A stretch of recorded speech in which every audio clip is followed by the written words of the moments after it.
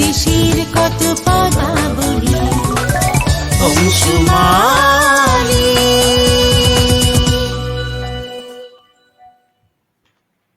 প্রিয় দর্শক বন্ধুরা, অংশুমালী আয়োজিত ভাষাতত্ত্ব বিষয়ক অনুষ্ঠান বর্ণবীক্ষণের আজকের পর্ব নিয়ে আমরা চলে এসেছি। আমাদের সঙ্গে রয়েছেন ভাষা গবেষক নারায়ণ চন্দ্র দাস। নারায়ণ বাবু, নমস্কার, শুভেচ্ছা, শুভ সন্ধ্যা। আপনাকেও শুভ সন্ধ্যা। আজকের অনুষ্ঠানে আপনাকে স্বাগত জানাই আমাদের দর্শক বন্ধুদেরকে। আজকের অনুষ্ঠানে আপনি কমলে ছিলেন গত দিন, যখন আমাদের আলোচনা চলছিল, তো গতদিন আপনি কমলে এসে আর কি থামতে বাধ্য হয়েছিলেন সময়ের অভাবের জন্য। তো সেখানে কমল যখন আছে তো কমলাও থাকবে। তো আমরা আধার অর্থে জানি, সেক্ষেত্রে কমলের আধার কমলা হবে আমার সাধারণ আর কি ভাবে মনে হচ্ছে। আপনি অবশ্যই ব্যাখ্যা করবেন। তবে এখানে আমি কয়েকটা প্রশ্ন আর কি যোগ করব, যেহেতু আপনি কমল নিয়ে আলোচনা করছেন। প্রথম একটা কমলাক্ষ, যেটাকে আমরা বলি কমলের মতো অক্ষিজার, তাকে কমলাক্ষ বলি। আবার কমলাকান্ত খুবই পরিচিত। আর আর দুটো শব্দ, আর একটা শব্দ আছে, সেটা হচ্ছে কমলেশ। যে শব্দটা আমরা যখন বাচ্চাদের সন্ধি শেখাই দুভাগে ভাঙা হয়। একটা কমলযুক্ত ইস, কমলেশ, যার অর্থ বলা হয় সূর্য। আর একটা কমলাযুক্ত ইস, কমলেশ, যার অর্থ বিষ্ণু। তো এখানে আর কি পার্থক্য কোথায় হচ্ছে? দুটো যেহেতু বানান একই, কমলেশ, কিন্তু দুটো সন্ধি যখন সন্ধির নিয়মটাতেই সেটা আছে, সেই হ্যাঁ, দ্ব্যর্থকতা, অথবা আর দুটো সঙ্গে সম্ভাবনার কথা। যোগ করলে আর কি হয়। তো এই সূত্র অনুযায়ী আর কি দুভাবে ভাঙা যাচ্ছে। সেক্ষেত্রে দুটো হ্যাঁ, আলাদা হয়ে যাচ্ছে, একটা আমি সূর্য, আসছি। একটা আমি যদি বিষ্ণু। ভুলে যাই মাঝখানে একটু মনে করিয়ে দেবেন। আসলে একদম কমের একদম ধারণাটা আর কমলের ধারণাটা আরেকটু পরিষ্কার করা দরকার। কম মানে সাধারণভাবে সাধারণ মানুষ কম বলতে অল্পকে বোঝেন, সামান্যকে বোঝেন, কিয়ৎ পরিমাণ সেটাকে বোঝেন। কিন্তু আমাদের কাছে কম মানে হচ্ছে কারি হিসেবে যত কারি আছেন, ক্রিয়াকারী, করণকারী, কর্মকারী, কারকের যতগুলো কারক ততগুলো কারী। তো এই কারীরা যখন সীমায়িত হয়ে যান, সংকুচিত হয়ে যান, আত্মকেন্দ্রে সংকুচিত হয়ে যান, অর্থাৎ ধরা যাক আমার 1000টা জ্ঞানের শাখা আছে। আমার ইচ্ছে অনেক কিছু আমি শিখি, অনেক কিছু, ফিজিক্স শিখি, কেমিস্ট্রি জানি, বায়োসায়েন্স জানি, সাহিত্য, শিল্প, কারুকাজ সবই আমি শিখতে চাই। কিন্তু আমরা কি করি, সেখানে আমরা সমস্ত অন্যান্য 1999টাকে বিষয়কে সরিয়ে আমরা হয়তো একটা বিষয়কে বেছে নিয়ে সেখানে আমরা সংকুচিত হয়ে সেই বিষয়, অন্য বিষয়গুলোকে ভুলে ওখানে আত্মস্থ হই, ওটাতেই আমরা কর্মে মনোনিবেশ করি। অভীষ্ট আমরা যেটা চাই, কম থেকেই হয়েছে কামনা। তো এই যে আমরা যেটা কামনা করি, সেই কামনাটা এখানে কি আসলে আমি একটা কথা বলতে পারি? বলুন। যেহেতু আমি আপনাকে কমলাকান্ত আর কি আমি শব্দটা আসবো বলি। কমের লালনের ব্যাপারটা যখন যাব, একটু পরে যাব। আমি কমে না, আবার আমি ফিরে আসছি এই জন্য। প্রশ্নটা অন্য আচ্ছা, আমার। বলুন যে বলুন। আপনি তো কমজাত শব্দ নিয়ে আলোচনা করছেন, কিন্তু আমাদের কয়েকটা শব্দ আছে যেখানে ম আর কি দন্তন্য হয়ে গেছে, যেমন কমযুক্ত ত, কান্ত। তো এগুলো নিয়ে কি আলোচনা করবেন আপনি? হ্যাঁ হ্যাঁ, এগুলো তো খুব সাধারণ নিয়মে, মানে সাধারণ ব্যাকরণেই এগুলো ব্যাখ্যা করা আছে। আচ্ছা, যেমন ঠিক আমি আছে, যদি তাহলে আপনি হ্যাঁ, শুরু করুন আপনার কমের সঙ্গে নিজের। ত যদি যোগ করি তাহলে ওটা কন্ত হবে, কামের সঙ্গে ত যোগ করলে ওটা কান্ত হবে। কেন হবে? যেহেতু ত বর্গীয় বর্ণের অংশ, ত থ দ ধ, সেই দন্তন্য, ওই দন্তবর্গীয় যে তকে কেন্দ্র করে, ত হচ্ছে নেতা, সেই ত বর্ণের আগে যদি ম বসাই, তখন সেই মটা কি হবে? ত বর্গের যেটা শেষ বর্ণ, মানে অংরূপিণীর প্রতিনিধি, সেই দন্তন্যটা বসবে। সেই জন্য কান্ত সেটা হয়ে গেল কান্ত, বলে। একদম একদম, আপনি আপনার নিজস্ব আর কি পথে আপনি হ্যাঁ, আলোচনাটা করুন। আমি মাঝখানে আটকে দিলাম আপনাকে, তার জন্য আচ্ছা। দুঃখিত। না না না, দুঃখিত না, ঠিকই আছে। এটা এটা বলা দরকার আর কি, কারণ অনেকেই বুঝতে পারেন না যে কমের সঙ্গে ত যোগ করে কন্ত হয় কি করে।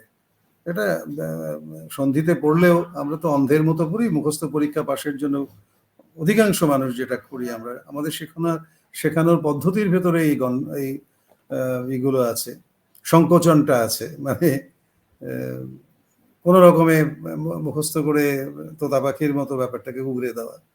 সেই জন্য আমাদের বোধের বাইরে, তারপরে বৃহত্তর জীবনে প্রবেশ করলে আমরা সব ভুলে যাই। কমের যখন সঙ্গে যখন তৎ যুক্ত হচ্ছে তখন এদিকে এসব না জানলে কাজকর্ম করতে অসুবিধা হয় না, এসব না জানলে কাজকর্মে কোনো অসুবিধা হয় না সাধারণ মানুষের। আবার কিন্তু কেউ যদি ভাষা শিক্ষিত হতে চান, তাহলে তাদের এগুলো জানা দরকার। এই যে সন্ধির নিয়মগুলো কিভাবে পাল্টায়, সন্ধি হলে বর্ণের এক বর্ণ বদলে অন্য বর্ণ কিভাবে আগম হয়, এগুলো। আর যেটা বলছিলাম আর কি, তখন আবার ওই যে স্বরটা আর কি, প্রথমে স্বরটা আবার তার বৃদ্ধি হয়ে যায়, হয়ে গিয়ে তখন স্বরটা অ থেকে আ হয়ে যায়। এগুলো আর কি ওই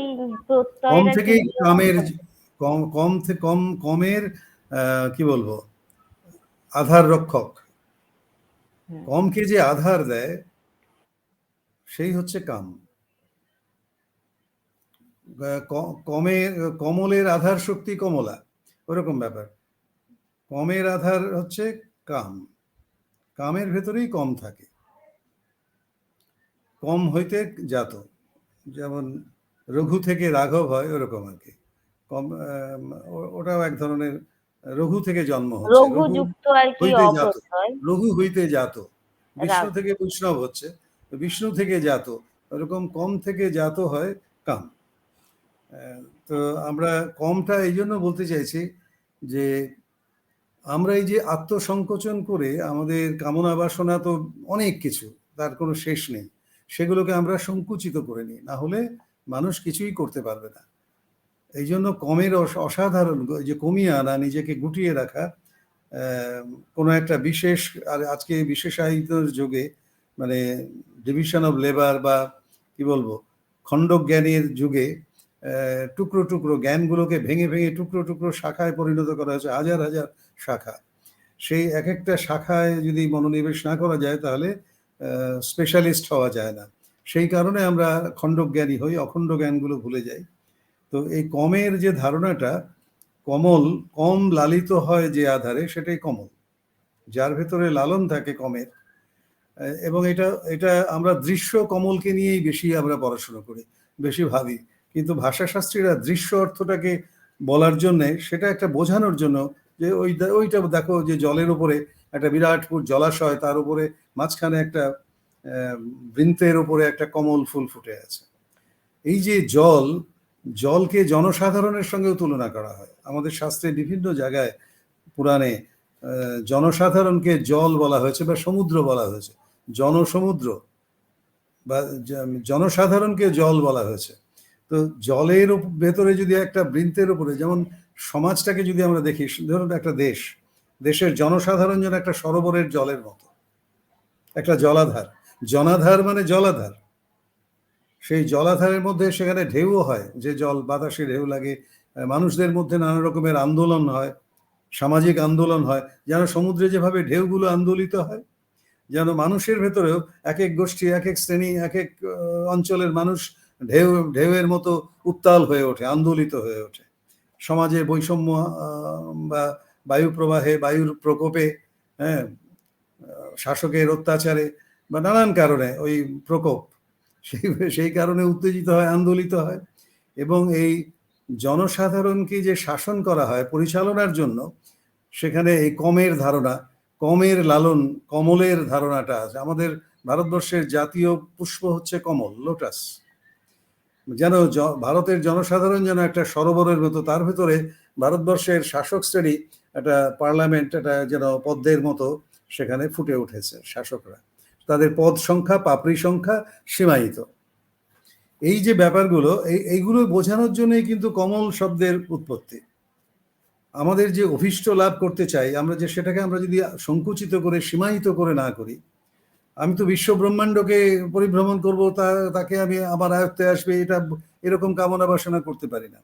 আমি যখন কর্ম করি, তখন আমাদের সবকিছু, অনেক কিছুকেই সংকুচিত হয়। আমি কতটুকু কর্ম করব, কার জন্য করব, আমার একার জন্য, আমার শুধু অর্ধাঙ্গিনীর জন্য, আমার সন্তানদের জন্য, না আমার পুরো যৌথ পরিবারের জন্য? এই যে এই কর্মের কি এবং কি কর্ম করব? আমি যদি ধান চাষ করি তাহলে কোন ধরনের ধান চাষ করব? ওই সুগন্ধি চাল, মোটা চাল, বা চালের অনেক নাম আছে, শত সহস্র নাম আছে। কোন ধরনের চাল এবং কতটা পরিমাণে সেটা উৎপাদন করব, তার জন্য কতটা জমি আমার, এই সমস্ত জায়গায় আমি অনন্ত জমিতে, একটা বিশাল পাড়া জুড়ে সমস্ত জমিতেই আমি চাষ করব তা না। এই যে চাষের জমিকে সীমায়িত করা, আমার কর্মফল কি হবে সেটা সীমায়িত করা, কাদের জন্য করব, কাদের প্রাণ ধারণের জন্য সেই সম্পদ উৎপন্ন করব, ফসল উৎপাদন করব, সেটাকে সীমায়িত, যার জন্য কর্মে একটা ম দিয়ে কর্ম লেখা হয় না। কর্ম লেখার পেছনে অনেক কিছু ক্ষেত্রকে, কতজন মজুরকে লাগাবো, কতজন চাষ করবে, কত সার লাগবে, সমস্তই সীমায়িত করে নিতে হয়, সংকুচিত করে নিতে হয়, কম কম করে ভাবতে হয় আমাকে। এই জন্যই দেখবেন ধর্ম, কর্ম, নর্ম, চর্ম, এই সমস্ত শব্দের বানানে রেফের পরে দ্বিত্ব হয়। কর্ম দুটো মন আলাদা, একাধিক সীমায়ন ক্রিয়াতে, প্রক্রিয়ার মধ্যে আমাদের যেতে হয়। তো এই কমলের আধার, আচ্ছা, কমল হচ্ছে কমকে লালন পোষণ করা। পার্লামেন্টে মাত্র 542 জন যেতে পারে ভারতবর্ষে। বাংলাদেশের সংখ্যাটা, বাংলাদেশের জনসংখ্যার সঙ্গে একটা রেশিও আছে। যদি 18 কোটি বা বাংলাদেশের জনসংখ্যা হয়, তাহলে বাংলাদেশের পার্লামেন্টে নিশ্চয়ই 1 কোটি লোক যাবেন না, আরো পাপড়িগুলো সংখ্যা, পদের সংখ্যা সীমায়িত হয়ে যাবে। হতে পারে সেটা 200 বা 250, আমি জানি না এক্সাক্ট সংখ্যাটা, বাংলাদেশের কোনো বন্ধু সেটা বলে দিতে পারবেন। তো এই যে পার্লামেন্টের সদস্য সংখ্যাটা সবসময় কম হবে, সেই জন্য কমের লালন আমাদের বিভিন্ন জ্ঞানজীবীদের যে ইয়ে থাকে, আখড়া থাকে। মানে ধরুন ভারতবর্ষের যদি জ্ঞানজীবীদের ইতিহাস কংগ্রেস হয়, অধিবেশন হয় 5 বছর 4 বছর পর পর, তাহলে কোন কোন ইতিহাসজীবী যাবেন? ভারতবর্ষে কয়েক হাজার ইতিহাসের ছাত্র, কয়েক লক্ষ ইতিহাস নিয়ে চর্চা করেন, তাদের ভিতরে কতজন যাবেন? সেখানে ওই কমলের প্রশ্নটা আসবে। কমের লালন লালন করতে হবে, লালন লোপন। আমাকে কমানোর জন্য অনেককে বাদ দিতে হবে, নির্বাচনের মধ্য দিয়ে যেতে হবে, আমি কতজনকে সেই কংগ্রেসে অ্যাকোমোডেট করব। তো এটা জীবনের অনেক ক্ষেত্রে, সমস্ত প্রতিষ্ঠান সংস্থা পরিচালনার ক্ষেত্রে, একাডেমি, ভাষা বা সাহিত্যের একাডেমি, সারা ভারতবর্ষে সাহিত্য একাডেমি আছে, বাংলাদেশে সাহিত্য একাডেমি আছে, শিল্প একাডেমি আছে। সেসব জায়গায় যে সর্বোচ্চ যে আসন, লোটাস, যেখানে সে পাপড়ির সংখ্যা, পদের সংখ্যা সেখানে খুব কম, সেখানে গিয়ে দেখা যাবে হয়তো 15 জন, 20 জন বা 21 জন সদস্যকে নিয়ে, তাদের নিয়ে একটা সমিতি করে একাডেমির পরিচালনা করা হচ্ছে। এটাই হচ্ছে কমের লালন। এটারই সাদৃশ্য অর্থ হচ্ছে কমল, যেটা আমরা সরোবরে দেখি। মানে কমলটাকেই বোঝায় কমল বলতে। এখানেই যদি আমরা অর্থটাকে ফিক্স করে দিই, তাহলে বাকি সমস্ত কমলের দুনিয়াটা আমাদের চোখের সামনে হারিয়ে যাবে। এই যে কমের ধারণাটাকে বুঝতে, এটা আমাদের ব্যক্তিগত কাজকর্মের ক্ষেত্রে, আমাদের কামনা বাসনার ক্ষেত্রেও আমরা এইভাবে কমের লালন করি, সীমায়িত করি, তাই না? এই কমলের আধার শক্তি হচ্ছে কমলা। মানে কমলার উৎপত্তি হয়েছিল সমুদ্র মন্থনের পরে। সমুদ্র মন্থন থেকে প্রথমে প্রচুর ইয়েরা উঠে আসেন, মার্কেটিং এজেন্ট। সমুদ্র মন্থন মানে জনসমুদ্রকে মন্থন করা হচ্ছে, অর্থাৎ সারা দেশের জনগণের শ্রম এবং মেধা প্রয়োগ করে একটা মন্থন করে তার ভেতর থেকে যে সম্পদ, সবচেয়ে শ্রেষ্ঠ সম্পদ হয়েছিল অমৃত। সেই আমরা সমুদ্র মন্থন থেকে অমৃত উঠেছিল, গরল উঠেছিল, সেখান থেকে অপ্সরাদের সৃষ্টি হয়েছিল। তারপরে কমলা দেবীরও তিনি হঠাৎ আবির্ভূত হলেন। সারা বিশ্বে যেন বিদ্যুতের ঝলকানির মতো হঠাৎ সেই সমুদ্র মন্থন থেকে কমলা দেবী উঠে আসছেন। এই হচ্ছে কমলের আধার শক্তি। কমলের আধার শক্তিকে এটা বলা যেতে পারে র্যাঙ্ক অ্যান্ড ফাইল। জনসাধারণের মধ্যে যারা র্যাঙ্ক অ্যান্ড ফাইল, আমরা বলি না, একটা সেনাপতি বা একটা রাজা, তার র্যাঙ্ক অ্যান্ড ফাইল, তার আশেপাশে যারা তাকে রক্ষা করেন, হ্যাঁ, বিভিন্ন বিভিন্ন ভূমিকা, তারাই হচ্ছে আধার শক্তি। এই কমলা হচ্ছেন সেই ধন সম্পদ, যেহেতু উঠছে সমুদ্র মন্থন থেকে, তো সেই সমুদ্র আধার, তাকে আধার, তার সেই সম্পদের আধার শক্তি কে হবেন? কমলা। কমল, কমল শব্দের অর্থ জানলে কমলার, লক্ষ্মীর আবির্ভাব এর ইতিহাসটা আমরা পেয়ে যাই। লক্ষ্মী সমুদ্র মন্থন থেকে উদ্ভূত হচ্ছে। এই কমলা প্রথম দিকে কি হয়েছিল, প্রথমে তিনি অসুরদের আধারে আশ্রয়ে ছিলেন, যারা ক্ষমতাসীন ছিল তারাই তো পরিচালনা করেছিল সমুদ্র মন্থন, এবং সমুদ্র মন্থনকে কিন্তু দেবাসুরের বেসরকারি পুঁজি যারা দেবন করত, বিনিময়ে করত, যারা উৎপন্ন সম্পদ নিজেরা উৎপন্ন করত কারিগরদের দিয়ে, তারপর সেই বা কৃষি কাজে দক্ষ যারা, কৃষিজ সম্পদ এবং কারুজ সম্পদ, সেই সম্পদগুলোকে যারা বিনিময় করত, তারা বেসরকারি ক্ষেত্র ছিল, তারাই হচ্ছে দেবন করতেন, তারা দেবতার ভূমিকা পালন করতেন, তাদেরকে দেবতা বলা হতো। এই দেবতাদের সঙ্গে যারা পুঁজিবাদের পথ প্রদর্শক, যারা ধন সম্পদ অতিরিক্ত সৃষ্টি করে বৈদেশিক বাণিজ্যের মারফতে মুদ্রা সম্পদ আহরণ করে দেশের মানুষকে সুখে রাখার একটা ব্যবস্থা করেছিলেন, যেটাকে রামরাজত্ব বলা হয়, সেই অবস্থাটা করার জন্য যে বিনিময়জীবীদের সঙ্গে অসুরদের, দেবাসুরের একটা সংগ্রাম, ভারতবর্ষের সমস্ত মহাভারত, রামায়ণ, পুরাণে এই গল্পগুলোই আছে, দেবাসুরের সংগ্রাম। অর্থাৎ যৌথ সম্পত্তির যারা মালিক পরিচালক, তাদের সঙ্গে বেসরকারি পুঁজির মাধ্যমে যে সম্পদ তৈরি হচ্ছে, এই দুয়ের দ্বন্দ্ব। তো সেই জন্য সমুদ্র মন্থনের পরে দেবাসুরের সংগ্রাম হলো। অসুররা সব পালিয়ে গিয়েছিল সমস্ত ইয়ে নিয়ে, অমৃত নিয়ে। তারপর সেই কচ দেবযানীর কাহিনী, কচ কি করে শুক্রাচার্যের বাড়িতে দেবযানীর সঙ্গে সম্পর্ক তৈরি করে এবং শুক্রাচার্যের কাছ থেকে কি করে সেই অমৃত উদ্ধারের মন্ত্র, সঞ্জীবনী মন্ত্র, সব অসুররা মরে গেছিল, সেই ওদেরকে উজ্জীবিত করতে, ওরা তো গরল খেয়ে মরে গেছে, অমৃত উদ্ধার করতে হবে, প্লাস অমৃত সঞ্জীবনী মন্ত্রটাও জানতে হবে। সেই নিয়ে অনেক কাহিনী আছে, পুরাণের কাহিনী, আমি ওসবে কাহিনীতে যাচ্ছি না। আমি যেটা বলতে চাইছি যে এই কমলা ওই সমুদ্র থেকে উঠেছিলেন, প্রথমে তিনি গন্ধর্ব, তারপরে অসুর, যক্ষ এদের আশ্রয় ছিলেন। পরে তাদের সঙ্গে তারা দেখলো তারা সম্পদের রক্ষা করছে না, সম্পদের বদলে তারা রক্ষক হয়ে রাক্ষস হয়ে যাচ্ছে। হ্যাঁ, যক্ষরা ওই যক মেরে ঠকাচ্ছে যৌথ সম্পদ, সমাজের প্রজাদের সম্পদকে, তারা রক্ষক হয়ে তারা ভক্ষকের ভূমিকা অবতীর্ণ। তাই লক্ষ্মী তাদের ছেড়ে বিষ্ণুর আশ্রয় শরণে চলে গেলেন। ফলে তিনি ধনীদের, বেসরকারি পুঁজিপতি ধনপতিদের আশ্রয়ে তিনি তাদের সম্পদের রক্ষণাবেক্ষক হয়ে গেলেন, বেসরকারি পুঁজির রক্ষণাবেক্ষক হলেন। এই হলো কমলার কাহিনী। তো সেই লক্ষ্মী পুজোই ঘরে ঘরে হয়, মানে ব্যক্তি পুঁজির ছোট ছোট ঘরে, যাতে ব্যক্তিগত ঘরের পরিবারের সদস্যরা যে উপার্জনটা করে আনেন, সেটা রক্ষণাবেক্ষণ, তার বৃদ্ধি, কল্যাণ, ওয়েলফেয়ার ক্যাপিটালে সেটা কিভাবে ব্যবহার করা যায় বিপদে আপদে, সেই ধরনের লক্ষ্মীর পাঁচালী, লক্ষ্মী পুজোর এই সমস্ত ব্রত টত এই সমস্ত চালু আছে। তো এই ইনি কি করলেন, কোথাও নিজের অনুরূপ আশ্রয়, মানে যে আশ্রয়ে লক্ষ্মী ভালো থাকেন, লক্ষ্মীকে চঞ্চলা বলা হয় কারণ উনি সবসময় স্থান পরিত্যাগ করেন। তো এখন বিষ্ণুর নাভিতে, সেখানেও আবার কমল যোনি, যোনি শব্দের একটা আমাদের লিঙ্গ, যোনি, এগুলো আমাদের শরীরের জননাঙ্গকে বলা হয়। আসলে ইংরেজিতে যে ZONE জোন আছে, জোন আসলে অঞ্চলকে বোঝায়। তো এই বিষ্ণুর নাভি যেখানে যে জোনেতে আছে, সেটাকে বলা হয় কমল যোনি। ওইখান থেকে যেন নাভি থেকে পদ্মটা ফুটে উঠছে।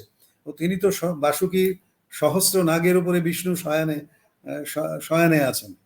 হ্যাঁ, তো সেখানে তার নাভি থেকে লক্ষ্মী, কমল যোনি থেকে লক্ষ্মী সেখানে গিয়ে সেই কমলের, অর্থাৎ অল্প পাপড়িযুক্ত যে সীমাবদ্ধ আসন, সেখানে লক্ষ্মী বসে আছে। এই জন্য লক্ষ্মী যে আশ্রয়ে থাকেন সেটাকে কমল যোনি বলা হয়। সেটা ওই অনেকটা ছোট পাপড়ির পদ্ম ফুলের মতো একটা, সেখানে লক্ষ্মী থাকেন, আরো বিষ্ণুর অন্যান্য আরো অনেকে থাকতে পারেন। এই কমল যোনি। আর আপনি বলেছিলেন কমলাক্ষ, কমলের মতো চোখ যার, তাকে কমলাক্ষ বলে। আরেকটা বলেছিলেন কমলেশ, এবং কমলেশ, এটা কমলেশ। দু ভাগে ভাগ কমলার ভাগ হতে কমলার ঈশ্বর, কমলাকে আমরা দেখলাম লক্ষ্মী, মানে কমলা দেবী, কমলা যে তাকে তিনি লক্ষ্মী, তার ঈশ্বর হচ্ছে বিষ্ণু, কারণ তিনি বিষ্ণু হচ্ছেন তার আধার শক্তি, বা বিষ্ণুর সম্পদের আধার শক্তি হিসেবে কমলা দেবী আছেন। তাহলে তার প্রতি তিনি হচ্ছেন কমলেশ।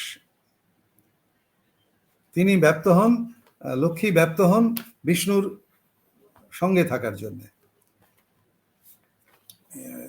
ঈশ মানে তো ব্যপ্ত হওয়া, অস হচ্ছে ব্যপ্ত, অস্তিত্বের শক্তি যোজন। অস্তিত্বের শক্তি যোজন করলে এবং সেটা সক্রিয় হলে তাহলে অতালবশ রশ্মি হবে। আর ঈশ হলে, ই হলে দীর্ঘ ই, সক্রিয় ঈশের আধার হচ্ছে দীর্ঘ ই, ঈশ। গতিশীল শক্তি যদি ছুটতে থাকে, শক্তি যদি ছুটে গতিময় হয়, তাহলে শক্তি ছড়িয়ে যায়, ব্যপ্ত হয়ে যায়। তার আধার হচ্ছে দীর্ঘই। তাহলে দীর্ঘই যে শক্তি যোজন করে সে হচ্ছে ঈশ। সেই ঈশকে যিনি বহন করেন এবং আবর্তিত হন, আবর্তন করেন সেই শক্তিকে, সে হচ্ছেন ঈশ্বর। এইভাবে শব্দগুলো অস থেকে ঈশ, রস্বই তালব্য, তারপরে ঈশ থেকে দীর্ঘই, ঈশের আধার দীর্ঘই দিয়ে ঈশ হয়, রস্বই তালব্য, সক্রিয় শক্তি ঈশ, তার আধার হচ্ছে দীর্ঘই তালব্য। সেই ঈশকে যিনি বহন করেন তিনি ঈশ্বর, আর বহন আবর্তন করেন, রক্ষা করেন, সে হচ্ছে ঈশ্বর। এইভাবে শব্দগুলো তৈরি হচ্ছে। তো আমরা ওই এই যে উনি কি করলেন, এখানে বর্ণনা দিচ্ছে কমলা দেবী তিনি মুকুন্দকে বরণ করলেন। মানে মুকুন্দ হচ্ছে বিষ্ণুরই আরেক নাম। বিষ্ণু শব্দে যেমন আমরা বিষ ধাতু থেকে, যে ধরুন নগদ নারায়ণ বা মুদ্রা, মুদ্রা তো সবকিছুর ভেতরেই ঢুকে গেছে। মুদ্রা সমস্ত বিশ্বের যত সম্পদ আছে, সে জমি হতে পারে, উদ্ভিদ হতে পারে, জল হতে পারে, পাহাড় পর্বত হতে পারে, পণ্য সম্ভার হতে পারে, সমস্তই তো মুদ্রা দিয়ে এখন কিনতে হয়। এমনকি মানুষকেও হয়তো মুদ্রা দিয়ে কিনতে হয়, মানুষের শ্রমকে, মানুষের মেধাকে। হ্যাঁ, এই যে সব মুদ্রা কি হচ্ছে, সব জায়গায় প্রবেশ করে। বিষ্ণুকে বলা হয় বিশ্ব প্রবেশক। তো মানি বা মুদ্রা, এগুলো তো বিষ্ণুরই প্রতিনিধি, নগদ নারায়ণ, যেটা দিয়ে দিলে সঙ্গে সঙ্গে সেটা এনক্যাশ করা যায়, তাই তো? সেখানে কথা বলতে হয় না, নগদ নারায়ণ। গদ মানে কথা বলা, গদগদ হয়ে কথা বলা, নগদ মানে কথা নেই, মুদ্রাটা রাখলেই হলো, সঙ্গে সঙ্গে কাজ হয়ে যাবে। ডিজিটালি টাকাটা ট্রান্সফার করে দিলে, এইটাই হচ্ছে নগদ নারায়ণ বা বিষ্ণু। মানে বিষ্ণু হচ্ছে ধন সম্পদ, জ্ঞান সম্পদ, সমস্ত কিছুরই ঈশ্বর। জ্ঞান সম্পদের সেটাও তো সম্পদ। আজকে যে নানা রকমের আবিষ্কার হচ্ছে, টেকনোলজি, আজকে এই যে জেমস ওয়েব যাচ্ছে মহাকাশের থেকে ছবি তুলে নিয়ে আসছে, আমাদের ভবিষ্যতে দ্বিতীয় বাসস্থানের ব্যবস্থা যে হবে আগামী দিনে, তার একটা উজ্জ্বল ভবিষ্যৎ দেখা যাচ্ছে। সেগুলো সম্ভব হচ্ছে এই জ্ঞান শক্তির জন্য। তো এই জ্ঞান শক্তিও তো ধন শক্তির মতোই একটা সম্পদ। এই ধন সম্পদের দেবতা হচ্ছেন বিষ্ণু, কারণ ধন সম্পদের যে তিনি সবকিছুর ভেতরেই প্রবেশ করে আছেন, অর্থাৎ সবকিছুর মধ্যেই তিনি আছেন। তো যাই হোক, সেই মুকুন্দ, এটা আবার মুকুন্দ ম থেকে, ম তো সীমায়িত করা, সংকুচিত করা, আর সেটা নবরূপ হচ্ছে তাকে অসীমায়িত করা। হ্যাঁ, তো অসীমায়িত করলেই সে বিষ্ণুর দিকে চলে যাবে। ওটা মুকুন্দের ডিটেলসে আমি পরে যাব।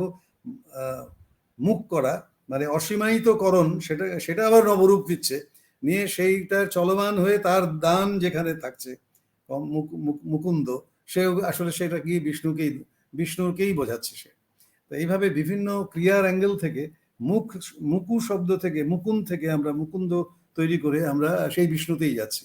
আবার বয়রসী মূর্ধন্যশয় ইয় রস্যু বিষ্ণু, সেটাও আমরা বয়রসী তালবস্য বিষ ধাতু থেকে বিষ্ণু শব্দ তৈরি করে আমরা সেই বিষ্ণুতে আমরা পৌঁছে যাচ্ছি। তার অর্থে শব্দটা তৈরি হচ্ছে, শব্দের সঙ্গে সঙ্গে তার অর্থটাও তৈরি হচ্ছে। তা আমি এবার কান্ততে চলে আসি। কম যোগ ত, কন্ত, কমের আধার কাম, কাম যোগ ত কান্ত। তো কান্তটা কি? কম মানে আমরা বলছি আমরা যা চাই, আমাদের কামনা, বাসনা বললে অন্য জিনিস হয়। আমি যখন কোনো কিছু কামনা করি, সে আমার কাছে আসবে, সেই বস্তু বা সেই অস্তিত্ব সে আমার সামনে আসবে, আমাতে আত্মস্থ হবে, আমাতে সে সীমায়িত হবে, সেটা হচ্ছে কামনা। আমি চাই একটা দারুণ একটা গাড়ি কিনবো, দারুণ একটা ফ্ল্যাট কিনবো, হ্যাঁ, একজন আমার জীবন সঙ্গিনী, সে একটা আমার মনের মতো হবে, এই যে সব কামনা বাসনা। বাসনা এটাকে দণ্ড, বাসনাটা হচ্ছে যে আমি বাস করব অন্যের ভেতরে গিয়ে, অন্যের অর্থাৎ সেটা পারস্পরিক। ওই যখন আমরা ভালোবাসার ভেতরে, বাসার ভেতরে ওই বাসনটা আছে, হ্যাঁ, তো ওই ভালোবাসা শব্দ যখন ভয় বর্ণে যাব তখন আমরা আবার ভালোবাসা শব্দটা ব্যবহার করব, বা বর্ণে গিয়ে বাসা, বাস কি করে হয়, বস থেকে বাস, বাস থেকে বাসা, এবং ভালোর তার দুটো শব্দ যোগ করে ভালোবাসা শব্দের যে অর্থ, এটা একটা বাঙালির অপূর্ব সৃষ্টি। সেই শব্দের ব্যাখ্যায় যখন যাব তখন ওটা বিস্তারিত করব। তো কামনা বাসনার মধ্যে কামনাটাই আমরা আলোচনা করছি। বাসনাটা আমরা নিজের ভেতরে সংকুচিত হচ্ছে, আমার কামনা বাসনাকে সংকুচিত করে আমার নিজের দিকে আকর্ষণ করছে। সেই যে এই কান্ত, আচ্ছা, কামের অনেকগুলো অর্থ আছে। কামনা বাসনার অর্থে না, যে আমি কান্তর অর্থগুলো দিয়ে নিই। কান্তর ভেতরেই তো কাম আছে, তো কামের কাম তারিত হয় যার ভেতরে, যার ভেতরে কাম তারিত হচ্ছে সেই তো কাম। তাহলে কান্ত শব্দ বলতে গিয়ে আমি কমের অর্থগুলো বলে নিই। অভীষ্ট, কাঙ্ক্ষিত, মনজ্ঞ, তর্পণ, আমি যাকে অর্পণ করতে চাই বা তাকে তার উদ্দেশ্যে তর্পণ করি, কারো উদ্দেশ্যে, সেটাও প্রীতিকর, এটাও আমার কামনা বাসনার মধ্যে পড়ে। প্রীতিকর, চিত্তশ্রুতি, সুখকর, আমার মনের কাছে শুনতে সুখের হবে সেরকম জিনিস আমরা কামনা করি, বা সেরকম রস কামনা করি। রমণীয়, পতি, স্বামী, প্রিয়, দ্বৈত, মাধব, চন্দ্র, বসন্ত, হিজ্জল বৃক্ষ, বিষ্ণু, শিব, কার্তিকেয়, মুনি, অধিপতি, রাজা, কুমকুম, লৌহ, কান্তি লৌহা, এরকম ভাবে এই সমস্ত অর্থ আছে। আর কান্তর আধার হচ্ছে কান্তা। কান্তটা কি, কাম যে আধারে তাড়িত হয় সেটা কান্ত, আবার কান্তকে যে ধারণ করে সে হচ্ছে কান্তা। কাতব কান্তা কাস্তে। তাহলে কান্তার কে? কান্তারও আছে, কান্তা রহে যাহাতে। হ্যাঁ, আচ্ছা, কান্তা কোথায়? কান্তের আধার হচ্ছে কান্ত মানে আমরা দেহ বলি। কান্ত মানে আমি তো এখানে দেখিয়ে দিলাম যে দেহধারী, সেই দেহধারী সত্তাটি কেমন হবে, কামনা বা আমি যে ধরনের দেহ বা অস্তিত্ব, অবয়বধারী অস্তিত্বকে, একটা সেটা বস্তু হতে পারে, একটা ফ্ল্যাট হতে পারে, বাসা হতে পারে, একটা খেলার মাঠ হতে পারে, একটা প্রমোদ উদ্যান হতে পারে, হ্যাঁ, একটা রঙ্গালয় হতে পারে, একটা কি বলবো, আমি আমার স্বর্গ, আমার অন্তরিক্ষে আমি যেসব স্বর্গ রচনা করি সেগুলো যে কোনো একটা কিছু হতে পারে। সেইটা যখন দেহ অস্তিত্ব নিয়ে আমার সামনে এসে হাজির হবে, সেটাই হচ্ছে কান্ত। আমাদের দেশে নাম রাখা হতো রজনীকান্ত। রজনীকান্ত সেন বলে একজন আমাদের গীতিকার ছিলেন, গায়ক, রজনীকান্ত সেন। তারপরে আমাদের কান্ত দিয়ে আরো নাম আছে, যেমন কমলাকান্ত, আপনি বলছিলেন কমলাকান্ত শব্দটা, কমলের আধার কমলা। সেই কমলার যে কম লালিত, যিনি কম লালিত করছেন, লালন করছেন নিজের অন্তরে, যে ধরনের কান্তকে তিনি পেতে চাইছেন, কান্তর আমি মানে দিলাম কত রকমের হতে পারে। কামনার এলাকাটা কিন্তু বিশাল। এটা শুধু পুরুষের কাছে নারী আর নারীর চোখে পুরুষ, এটা এর মধ্যে কামনাটা সীমায়িত নয়। আর আমাদের অথর্ববেদে আছে কামের অর্থ, সেখানে বলছে কাম বলতে যৌনাকাঙ্ক্ষা নয়, সারা পৃথিবীর মঙ্গলাকাঙ্ক্ষাকে কাম বলা হয়। এটাই হচ্ছে মূল অর্থ।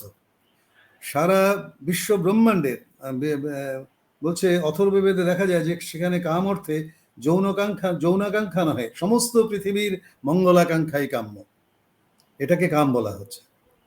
তো এগুলো সব বিকৃত করে এই ধরনের অর্থ হয়েছে। কাম মানেই হচ্ছে একটা যৌন ব্যাপার, যৌনতার বাড়াবাড়ি, সেটা নয়। কাম মানে আমরা কামলা বলি, কামিন বলি, যারা কাজ করে, খেটে খায়, তাদেরকে আমরা কাম কাজ, কি কাম করস রে, এরকম বলে না বাংলা, আমরা কলোকিয়ালে, যে কি কাম করতে যাস, মানে কি কাজ করতে যাস। কাজটাও তো আমরা তো আমাদের জীবন ধারণের জন্য তো আমাকে একটা কাজ খুঁজতে হবে। কাজ না করলে আমি খাবো কি? আমার আমার আমার শরীর রক্ষা করার জন্যই আমার কাম দরকার, মানে কাজ দরকার। আর আমরা যেটাকে যে অর্থে কামটাকে ব্যবহার করি সেটা জীবনের অসংখ্য প্রয়োজনের অন্যতম একটি। সেটাই সব নয়, 100 নয়, সেটা 100টার একটা। তো এই জন্য কান্ত শব্দ আচ্ছা, এইখানে একটা মজার কথা বলিনি, এই যে নামগুলো আমাদের দেশে, এটা এটা কলিম খান এবং রবিচন্দ্র চক্রবর্তীর কাছ থেকে সরাসরি আমি ওটা বলতে চাই। এত সুন্দর একটা ব্যাখ্যা দিয়েছেন, এর মধ্যে ভাষা দর্শনটাও জড়িত, এবং আমাদের যে বাঙালির নকল নবিশি, ইংরেজের নকল নবিশি, সেটাও তারা খুব সুন্দরভাবে দেখিয়েছেন এই কান্ত এবং কান্তা শব্দের ব্যাখ্যাতে। এই জায়গাটাকে আমি আপনাদের পড়ে শোনাচ্ছি, কারণ এত অনুপম ভাষায় সেটা তো আমি বলতে পারবো না, সেই যোগ্যতা আমার নেই। আমাদের পূর্বপুরুষরা নাম রাখতেন রজনীকান্ত সেন, রমাকান্ত দাস ইত্যাদি। ইউরোপ এসে বললো এসব কি, নাম হবে 3 খণ্ড, জন স্টুয়ার্ট মিল। জন স্টুয়ার্ট মিল 3টে নাম, তো তোমাদের 2টো নাম কেন? টমাস ব্যাবিংটন মেকলে সাহেবের নাম শুনেছেন? ভারতবর্ষের শিক্ষা, ইংরেজি পাশ্চাত্য শিক্ষা, ভারতীয় মানসিকতায় পাশ্চাত্যের অনুদান ঢুকিয়ে দেওয়া, প্রবেশ করানো। নারায়ণ বাবু, হ্যাঁ, একটু ছোট্ট আরে করে শেষ আমি করতে শেষ করে পারবেন? দিচ্ছি, কারণ আমার চট করে একদম শেষ করে সময় দিচ্ছি। Percy Bysshe Shelley, PB Shelley নাম ছিল আমাদের পোয়েট, বিখ্যাত ইউরোপের ইংরেজ কবি পিবি শেলি। তো সেটা দেখে তো ইউরোপের সাহেবরা বললো আমাদের 3টে নাম, তোমাদের 2টো নাম রজনীকান্ত। রজনীকান্ত একটা নাম আর পদবী, হ্যাঁ, বলেন তোমাদের 2 নাম হবে করে। সেই দেখে বঙ্কিমচন্দ্র একসাথে, তারপরে চট্টোপাধ্যায়। নকল নবিশি করতে গিয়ে বঙ্কিমচন্দ্র কিন্তু ভেঙে দিলেন, বঙ্কিমচন্দ্র চট্টোপাধ্যায়। এই যে ব্যাপারটা হলো, রবীন্দ্রনাথ এই পাশ্চাত্যগামিতায় রাজি হননি। রবীন্দ্রনাথ কিন্তু রবীন্দ্র আর নাথকে আলাদা করেননি, উনি একসাথেই রেখেছেন, কারণ হ্যাঁ, বোঝা আলাদা গিয়েছে করলে অর্থ বিষয়টা। হয় না। এই যে এখানে খুব সুন্দর বলছেন, তাতে কি রবীন্দ্রনাথ করেননি, ঠিক রাজি হননি, কিন্তু বাকি সব আধুনিকতাবাদীরাই নিজ নিজ নামকে ত্রিধা বিভক্ত করলেন, 3 ভাগে ভাগ করে দিলেন। রজনীকান্তের মানে ছিল রজনী কর্তৃক অভিলষিত। কান্ত মানে তো কাম তারিত থাকে, আর রজনী কি চায়, সে চন্দ্রের মতো উজ্জ্বল হবে, আলোকিত হবে। তো রজনীকান্ত মানে হচ্ছে চাঁদ। রজনীর কাম, অন্ধকার তার কামনা কোথায়, সে চায় আলো, তাহলে সে তারিত হবে কান্ত শব্দের প্রতি। রজনীকান্ত একসাথে বললে অন্ধকার আলোকিত চন্দ্রকে চায়, তাহলে রজনীকান্ত সেন, সেটা নাম হয়ে গেল। রজনী আলাদা হয়ে গেল, কান্ত আলাদা হয়ে গেল, সেন আলাদা হয়ে গেল। তারপরে বুঝলো, বিষয়টা বোঝা গিয়েছে। হ্যাঁ হ্যাঁ, তারপরে বিষয়টা বুঝতে পেরেছি। তারপরে কি হলো, রজনীকান্ত যখন আলাদা হলো তখন বলে এটাও ভালো লাগছে না, তখন রজনী সেন করে দিল। তখন আগে ছিল অন্ধকার থেকে আলোর যাত্রা, তার নামের ভেতরে সেই ব্যঞ্জনাটা ছিল। এখন হলো শুধু অন্ধকার সেন, মানে আলোটা বাদ। এই যে বিচ্যুতিগুলো নারায়ণ হয়েছে বাবু, ইউরোপের নকল নবিশির জন্য। তো এই আচ্ছা কান্ত আমরা শব্দের, হ্যাঁ, আচ্ছা ঠিক আছে, আমরা আজকে থেমে যাচ্ছি। আজকের এখানে শেষ হ্যাঁ, করি। আমাদের ও আমার সময় আমরা অলরেডি 3-4 মিনিট আগে পেরিয়ে এসেছি। মানে দর্শক বন্ধুদের বলবো কাজী নজরুল ইসলামে যদি দুর্গমগিরি কান্তার মরু না লিখতেন, তাহলে হয়তো কান্ত, কান্তা, কান্তার এই শব্দগুলো বাংলা ভাষা থেকে হারিয়েই যেত। নজরুল ইসলামকে শ্রদ্ধা জানানো যায় যে এত সুন্দর একটা বাংলা শব্দ, সেটাকে উনি বাঁচিয়ে রেখেছেন। এই বলে আমি আমার শেষ করছি আজকের অনুষ্ঠান। আবার আমরা আর কি আগামী বৃহস্পতিবার আসবে একই অনুষ্ঠানে একই সময়। ততক্ষণের জন্য সবাই ভালো থাকুন, সুস্থ থাকুন। শুভরাত্রি নারায়ণ বাবু, আপনাকে অনেক অনেক ধন্যবাদ। আজকের মতো শুভরাত্রি। আগামী বৃহস্পতিবার আবার সবার সঙ্গে দেখা হবে। আর দর্শক বন্ধুদের কোনো প্রশ্ন থাকলে কমেন্ট বক্সে করে রাখবেন, আমরা সেই প্রশ্ন নারায়ণ বাবুর কাছে পৌঁছে দেব। আজকের মতো তাহলে এখানেই আমরা বিদায় নিই। নমস্কার।